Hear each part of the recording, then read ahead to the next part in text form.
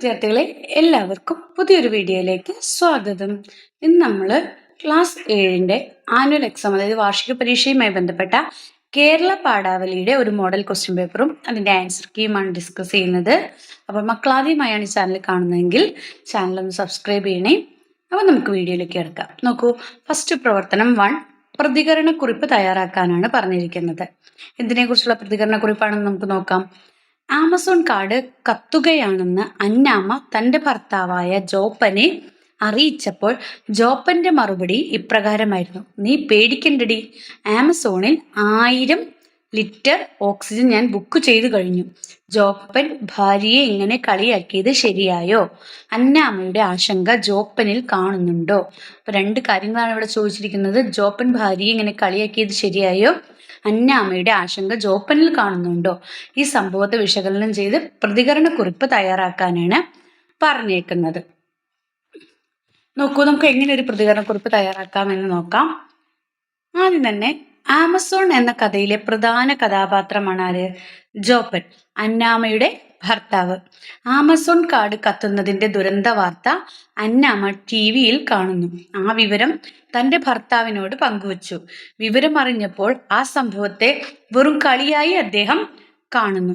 Amazon എന്ന marketing ചാനലിലൂടെ 1000 litre oxygen book ചെയ്തു എന്ന് അദ്ദേഹം പ്രഖ്യാപിക്കുകയാണ്. ചിലർ അങ്ങനെയാണ്. ആമസോൺ എന്ന കാർഡ് എത്ര അകലെയാണ്, ആ ദുരന്തമൊന്നും നമ്മെ ബാധിക്കില്ല എന്ന് കരുതുന്നവർ.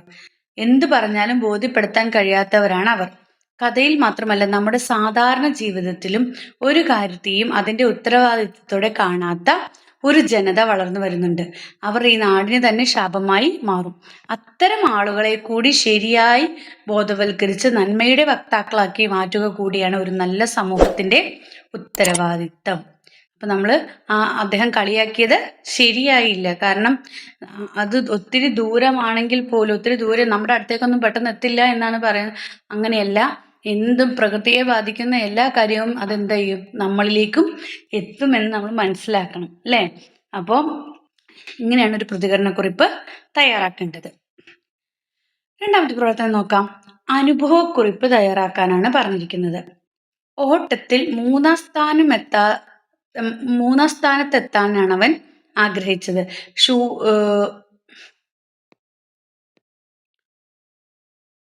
ഷൂസ് ഇല്ലാതെ നിരാശനായി വീട്ടിലെത്തുന്ന അവനെ കാത്ത് അനിയത്തി ഉറങ്ങാതെയുണ്ടായിരുന്നു.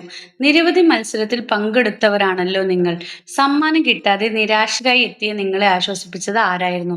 അത്തരം ഒരു അനുഭവം കുറിപ്പായി എഴുതുക എന്നാ പറയുന്നത്. അപ്പൊ നിങ്ങളുടെ അനുഭവത്തെയാണ് നിങ്ങൾ അനുഭവക്കുറിപ്പായിട്ട് എഴുതേണ്ടത്. അതായത് നിങ്ങൾ എന്തെങ്കിലും പരിപാടിക്ക് എന്തെങ്കിലും പങ്കെടുത്തിട്ട് നിങ്ങൾ സമ്മാനം കിട്ടും എന്നൊക്കെ പ്രതീക്ഷിച്ചിട്ട് നിങ്ങൾ പോയിട്ട് നിങ്ങൾക്ക് സമ്മാനം കിട്ടാതെ നിരാശരായി നിങ്ങൾ എത്തിയിട്ടുണ്ടോ? അങ്ങനെ എത്തിയെങ്കിൽ നിങ്ങളെ ആശ്വസിപ്പിച്ചത് ആരായിരുന്നു?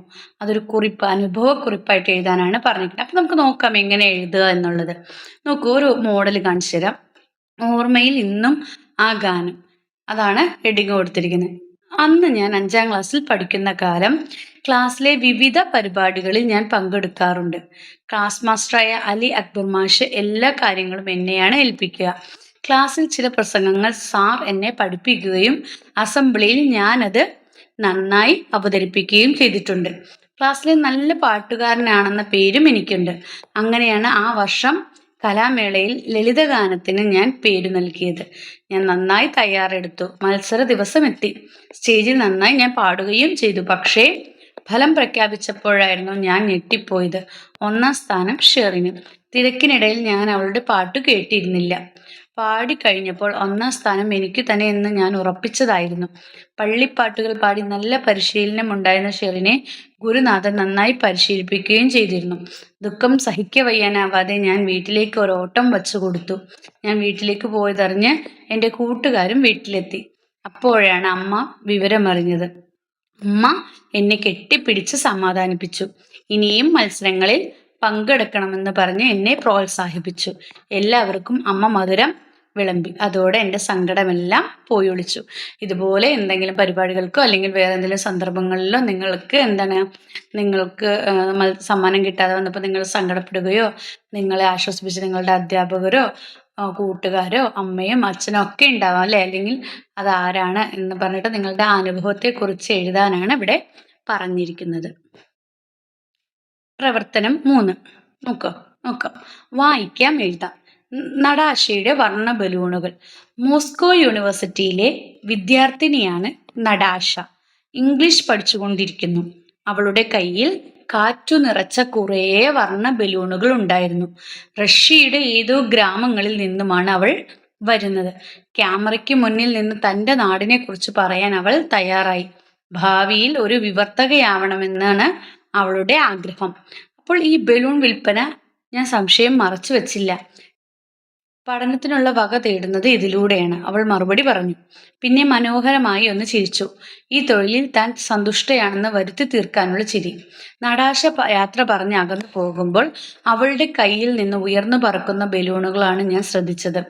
വായു നിറച്ച വർണ്ണഭംഗിയുള്ള ബലൂണുകൾ. സന്തോഷ് ജോർജ് കുളങ്ങരയുടെ ഒരു അദ്ദേഹത്തിൻ്റെ ഒരു എഴുതിയിരിക്കുന്ന ഭാഗമാണ് തന്നിരിക്കുന്നത്. അദ്ദേഹത്തിൻ്റെ ഒരു കൃതിയിലുള്ള ഭാഗമാണ് തന്നിരിക്കുന്നത്. നമുക്കിതിൽ ക്വസ്റ്റ്യൻസ് ഒന്ന് നോക്കാം. എന്തിനെ കുറിച്ച് പറയാനാണ് നടാശ തയ്യാറായത്? എന്തിനെ കുറിച്ച് പറയാനാണ്? ക്യാമറയ്ക്ക് മുന്നിൽ നിന്ന് തൻ്റെ നാടിനെ കുറിച്ച് പറയാൻ അവൾ തയ്യാറായി. അപ്പൊ എന്തിനെ കുറിച്ചാണ് നടാശ പറയുന്നത്?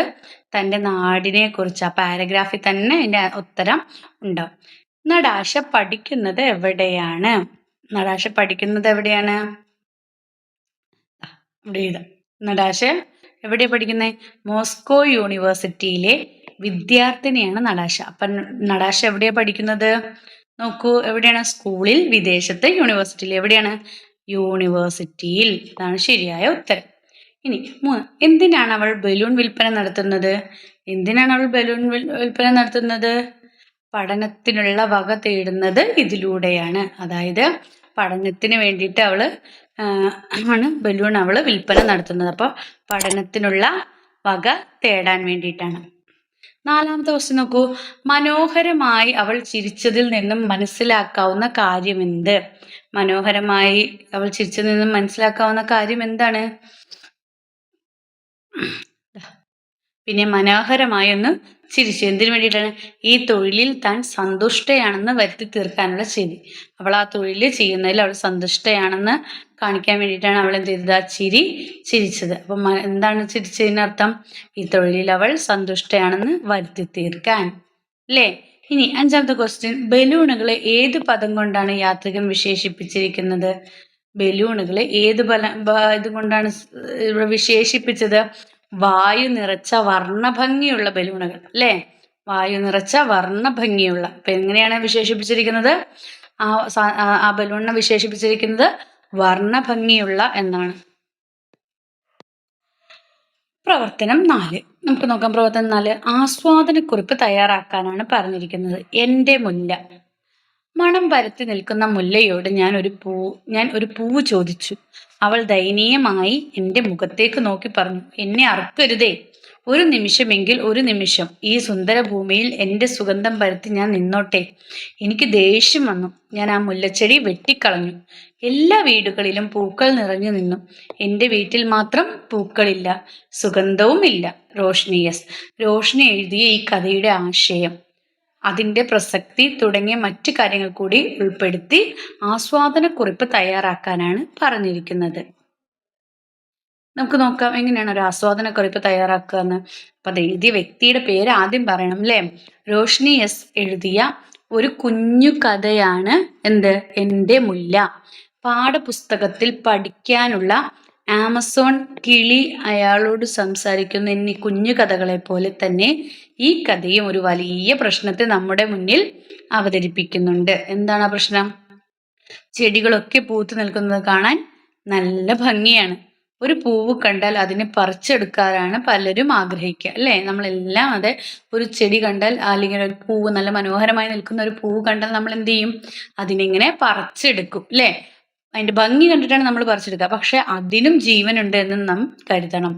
നമ്മളെ പോലെ അതിനും ജീവനുണ്ട്. നമ്മളെ ആരെങ്കിലും എർത്തെടുത്താൽ നമുക്ക് എന്ത് ചെയ്യും? നമുക്ക് വേദനിക്കില്ലേ? എന്ന പോലെ അതിനും വേദനിക്കും. നല്ല ഓമനത്വമുള്ള പൂവായി ആ ചെടിയിൽ തന്നെ വസിക്കാൻ ആ പൂവ് ആഗ്രഹിക്കുന്നു. തന്നെ തേടി എത്തുന്ന വണ്ടുകൾക്കും പൂമ്പാറ്റകൾക്കും തേനും പൂമ്പൊടിയും നൽകാനും അത് ആഗ്രഹിക്കുന്നു. ഒരു ചെടി ഇവിടെ പൂത്ത് നിൽക്കുന്നുണ്ട്, പൂ പറിച്ചെടുക്കരുത് എന്ന് പറഞ്ഞപ്പോൾ ആ ചെടിയെ തന്നെയാണ് അയാള് ഇല്ലാതാക്കിയത്. പൂമരം വെട്ടിയതോടെ ആ വീട്ടിൽ സുഗന്ധം ഇല്ലാതായി, പൂക്കളും ഇല്ലാതായി. ഇതൊരു തിരിച്ചറിവാണ്. നമുക്ക് വളരെ പ്രിയപ്പെട്ട ഒന്നിനെയും നാം നശിപ്പിക്കാനായിട്ട് പാടില്ല. ഒരു പൂവ് ചോദിച്ചാൽ പൂക്കാലം തഴുകാൻ കഴിവുള്ളവരാണ് എന്ത്? ചെടികൾ. അത്തരം ചെടികൾ കൂടുതൽ നട്ടു വളർത്തുകയാണ് വേണ്ടത്. അവ നമുക്ക് ആനന്ദം നൽകും, കരളിൽ സന്തോഷം നിറയ്ക്കുകയും ചെയ്യും. അതങ്ങനെ വിരിഞ്ഞു നിൽക്കുന്നത് കാണാൻ നല്ല ഭംഗിയല്ലേ? അപ്പൊ നമ്മൾ അതിനെ ഒരിക്കലും അർത്തെടുക്കരുത്, അല്ലേ? പറിക്കരുത്. റോഷ്നി എസിന്റെ കഥ കാലിക പ്രസക്തിയുള്ളതാണ്. ഒരു പൂവിന്റെ കഥയുടെ മനുഷ്യന്റെ വെട്ടി നശിപ്പിക്കൽ പ്രക്രിയയെ കഥാകാരി വിമർശിക്കുന്നു. ഇങ്ങനെ വെട്ടി നശിപ്പിക്കുമ്പോൾ നഷ്ടമാകുന്നത് മനുഷ്യത്വം കൂടിയാണ് എന്നറിയണം. ബാക്കി എല്ലായിടത്തും പൂക്കളും സുഗന്ധവും നിറയുമ്പോൾ ഇവിടെ ഒന്നുമില്ല എന്ന് കഥയിലെ വ്യക്തി പരിതപിക്കുന്നു. വെട്ടി നശിപ്പിക്കുന്നതിലൂടെ നഷ്ടമാവുന്നത് കേവലം ചെടിയും പൂവും മാത്രമല്ല, സുഗന്ധം കൊണ്ടും കാഴ്ച കൊണ്ടും ലഭ്യമാകുന്ന മാനസിക ആനന്ദമാണ്. അതുതന്നെയാണ് ഈ കഥയുടെ സാരവും. അപ്പൊ ഇത്രയും പറഞ്ഞിട്ടൊക്കെയാണ് നമ്മൾ എന്ത് ചെയ്യുന്നത്? ആസ്വാദനക്കുറിപ്പ് എഴുതുക. ഇങ്ങനെയാണ് ഒരു ആസ്വാദനക്കുറിപ്പ് തയ്യാറാക്കേണ്ടത്. നമുക്ക് നെക്സ്റ്റ് പ്രവർത്തനത്തിലേക്ക് പോവാം. ഒരു വിവരണം തയ്യാറാക്കാനാണ് പറഞ്ഞത്. കുമ്മാട്ടി എന്ന നാടൻ കലാരൂപത്തെ പരിചയപ്പെട്ടാലോ? ഇതുപോലെ നിങ്ങൾക്ക് പരിചയമുള്ള ഒരു നാടൻ കലാരൂപത്തിന്റെ വിവരണം തയ്യാറാക്കുക എന്നാണ് പറഞ്ഞിരിക്കുന്നത്. അപ്പൊ എങ്ങനെ നമുക്ക് വേറൊരു ഏതെങ്കിലും ഒരു നാടൻ കലാരൂപം എടുക്കാം. ഇവിടെ നമ്മൾ എടുത്തേക്കുന്ന ഏതാണ്? തെയ്യം. ഏതെങ്കിലും കലാരൂപത്തെ കുറിച്ച് പഠിച്ചു വെക്കുക കേട്ടോ. അപ്പൊ മക്കള് നോക്കൂ, വടക്കൻ കേരളത്തിൽ പണ്ടു മുതലേ നിലനിന്ന് പോരുന്ന ഒരു നാടൻ അനുഷ്ഠാന കലാരൂപമാണ് തെയ്യം. എവിടെയാണ്? വടക്കൻ കേരളത്തിൽ പണ്ടു മുതലേ നിലനിന്ന് പോരുന്ന ഒരു നാടൻ അനുഷ്ഠാന കലാരൂപമാണ് തെയ്യം. കളിയാട്ടം എന്ന പേരിലും ഇതറിയപ്പെടുന്നുണ്ട്. ആടയാഭരണം അണിഞ്ഞ് ദൈവക്കോലങ്ങളായാണ് തെയ്യം കെട്ടിയാടാറുള്ളത്. മുച്ചിലോട്ട് ഭഗവതി, തീച്ചാമുണ്ഡി, ഗുളികൻ, പൊട്ടൻ എന്നിവ പ്രധാന തെയ്യക്കോലങ്ങളാണ്. നൃത്തത്തോടൊപ്പം പാട്ടിനും ഈ കലയിൽ സ്ഥാനമുണ്ട്. കുടുംബക്ഷേത്രങ്ങളായ കാവുകളിലാണ് പലപ്പോഴും തെയ്യങ്ങൾ കെട്ടിയാടാറുള്ളത്. പ്രാചീന ദൈവരൂപങ്ങൾക്കും പൂർവികരായ പോരാളികളുടെയും തെയ്യക്കോലങ്ങൾ കെട്ടിയാടാറുണ്ട്. വേഷവും മുഖത്തെഴുത്തും ഓരോ തെയ്യത്തിനും വെവ്വേറെയായിരിക്കും. ചെണ്ടയുടെയും മറ്റു താളവാദ്യങ്ങളുടെയും അകമ്പടിയോടെ മുടിയണിഞ്ഞ തെയ്യക്കോലങ്ങൾ പ്രത്യേക രീതിയിൽ ചുവടുവെക്കുന്നു. മുച്ചിലോട്ട് ഭഗവതി ഇക്കൂട്ടത്തിൽ അമ്മ ദൈവമാണ്. ചില വീരന്മാരുടെ കോലങ്ങളും കെട്ടിയാറാറുണ്ട്. അത്തരത്തിൽപ്പെട്ടതാണ് കതിവന്നൂർ വീരൻ. അപ്പൊ തെയ്യത്തെ കുറിച്ചാണ്. ഇപ്പൊ നിങ്ങൾക്കറിയാവുന്ന ഏതെങ്കിലും ഒരു നാടൻ കലാരൂപത്തിന്റെ വിവരണം തയ്യാറാക്കാനാണ് പറഞ്ഞിരിക്കുന്നത്. ബി ക്വസ്റ്റ്യൻ നോക്കൂ. കിളി അയാളോട് സംസാരിക്കുന്നു എന്ന കഥ ആരെഴുതിയതാണ് എന്നാണ് ചോദിച്ചിരിക്കുന്നത്. അംബികാസുധൻ മാങ്ങാട്, അക്ബർ കക്കട്ടിൽ, പി.കെ. പാറക്കടവ്. ആരുടേതാണ്? പി.കെ. പാറക്കടവിൻ്റെതാണ് എന്ത്? കിളി അയാളോട് സംസാരിക്കുന്നു എന്ന കഥ. പ്രവർത്തനം 6. നമുക്ക് പ്രവർത്തനം 6ലേക്ക് പോവാം. കഥാപാത്ര നിരൂപണം തയ്യാറാക്കാനാണ് പറഞ്ഞിരിക്കുന്നത്. ആമസോൺ എന്ന കഥയിലെ അന്നാമ. ആമസോൺ കാട് കത്തുകയാണ്. 14 ദിവസമായി. ഭൂമിക്ക് വേണ്ട ഓക്സിജൻ കൂടുതലും കിട്ടുന്നത് ആമസോണിൽ നിന്നാണ്. കോടിക്കണക്കിന് ജീവജാലങ്ങളും മരങ്ങളും കത്തിച്ചാമ്പലാവുകയാണ്. ഒരു രാജ്യമല്ല, ഒരു വൻകര തന്നെ കത്തുകയാണ്. ആമസോൺ എന്ന കഥയിലെ അന്നാമയുടെ പ്രതികരണമാണ് മുകളിൽ നൽകിയത്. ഈ കഥാപാത്രത്തിന്റെ രൂപം, വേഷം, കഥയിൽ അവർ ചെലുത്തുന്ന സ്വാധീനം, അവരുടെ അഭിപ്രായങ്ങൾക്കുള്ള പ്രസക്തി എന്നിവ വിലയിരുത്തി കഥാപാത്ര നിരൂപണം തയ്യാറാക്കാം. അപ്പൊ ഇവിടെ 2 രീതിയിൽ ചോദിക്കാം. ഒന്നുകിൽ ജോസഫിന്റെ കഥാപാത്ര നിരൂപണം തയ്യാറാക്കാൻ പറയാം, അല്ലെങ്കിൽ അന്നാമയുടെ കഥാപാത്ര നിരൂപണം. അതായത് ഈ പറഞ്ഞ കാര്യങ്ങളൊക്കെ വേണം കഥാപാത്ര നിരൂപണം നടത്തുമ്പോൾ. എന്നാൽ അവരുടെ രൂപം വേണം, വേഷം വേണം, കഥയിൽ അവർക്കുള്ള പ്രസക്തി, അവർ ചെലുത്തുന്ന സ്വാധീനം, അവരുടെ അഭിപ്രായങ്ങൾക്കുള്ള പ്രസക്തി, ഇതൊക്കെ വിലയിരുത്തി വേണം നിരൂപണം തയ്യാറാക്കാൻ. അപ്പൊ എങ്ങനെയാണ് ഒരു കഥാപാത്ര നിരൂപണം തയ്യാറാക്കുക എന്ന് നമുക്ക് നോക്കാം. ആമസോൺ എന്നത് ഒരു മിനിക്കഥയാണ്. വലിയ ആശയത്തെ ഒളിപ്പിച്ചു വെച്ച ഒരു കുഞ്ഞു കഥ. എൻ മകളെ എന്ന നോവൽ എഴുതിയ എഴുത്തുകാരനാണ് അംബികാസുധൻ മാങ്ങാട്. എൻഡോസൾഫാൻ ദുരിതബാധിതരുടെ നേർചിത്രം നമ്മുടെ മുന്നിലെത്തിച്ച വലിയ എഴുത്തുകാരൻ. അദ്ദേഹത്തിന്റെ തന്നെ പരിസ്ഥിതി പ്രധാനമുള്ള ഒരു കഥയാണ് ആമസോൺ. അപ്പൊ ആരുടെയാണ്? അംബികാസുധൻ മാങ്ങാടിന്റെയാണ് കഥയാണ് എന്ത്? ആമസോൺ. അതിൻ്റെ പ്രത്യേകത എന്താണ്? പരിസ്ഥിതി പ്രാധാന്യമുള്ള ഒരു കഥയാണ്. ഈ കഥയിലെ പരിസ്ഥിതി സ്നേഹിയായ ഒരു വീട്ടമ്മയാണ് അന്നാമ. ഏതാണ്ട് മധ്യവയസ്കയായ ഒരു സ്ത്രീ, ഇടത്തരം വീട്ടിലെ ഒരു കുടുംബിനി. അവർക്ക് നാട്ടിലെ എല്ലാ പ്രശ്നങ്ങളിലും തൻ്റെ അഭിപ്രായമുണ്ട്. കേവലം നമ്മുടെ നാട്ടിലെ മാത്രമല്ല, അങ്ങകലെ ആഫ്രിക്കൻ വനാന്തരങ്ങളിലെ കാട് കത്തുന്നത് പോലും അവർക്ക് സഹിക്കുന്നില്ല. TV വാർത്തയിലൂടെ മനസ്സിലാക്കിയ കാര്യമാണ് അവർ തൻ്റെ ഭർത്താവായ ജോപ്പനോട് പങ്കുവെക്കുന്നത്. ഭൂമിക്ക് വേണ്ട ഓക്സിജൻ കൂടുതലും കിട്ടുന്നത് ഈ കാടുകളിൽ നിന്നാണെന്ന് അവർ കൃത്യമായി മനസ്സിലാക്കിയിരിക്കുന്നു. കാട് കത്തുന്നതിലുള്ള അപകടത്തെ മനസ്സിലാക്കാൻ കഴിയുന്നു എന്ന് മാത്രമല്ല, അതിനോട് പ്രതികരിക്കുന്ന ഒരു വീട്ടമ്മയാണ് അവരെന്ന് അവരുടെ വാക്കുകൾ തെളിയിക്കുന്നു. നമ്മുടെ നാടുകളിൽ നടക്കുന്ന സാമൂഹ്യവിരുദ്ധമായ പല ഏർപ്പാടുകളെക്കുറിച്ചും അറിയുന്ന ധാരാളം പേർ നമ്മുടെ സമൂഹത്തിലുണ്ട്. പക്ഷെ പലരും ഒരു വാക്കുപോലും മിണ്ടാത്തവരാണ്, പ്രതികരിക്കാത്തവരാണ്. അതിനിടയിൽ ധീരമായ അഭിപ്രായം പ്രകടിപ്പിച്ച് അനുവാചക മനസ്സിൽ സ്ഥാനം നേടുന്ന അന്നാമ ഒരു പ്രതീക്ഷയാണ്. അപ്പോൾ കഥാപാത്ര നിരൂപണം തയ്യാറാക്കേണ്ടത് ഇങ്ങനെയാണ്. അപ്പോൾ ഇത്രയും ക്വസ്റ്റ്യൻസ് ആണ് ഒരു മോഡൽ ക്വസ്റ്റ്യൻ പേപ്പർ ആയിട്ടുള്ളത്. മക്കൾക്ക് ഈ വീഡിയോ ഇഷ്ടമെങ്കിൽ ലൈക്ക് ചെയ്യുക, ഷെയർ ചെയ്യുക. ആരെങ്കിലും ചാനൽ സബ്സ്ക്രൈബ് ചെയ്യാതെ കാണുന്നവരുണ്ടെങ്കിൽ ചാനൽ ഒന്ന് സബ്സ്ക്രൈബ് ചെയ്യണേ. Then see you again. Thank U.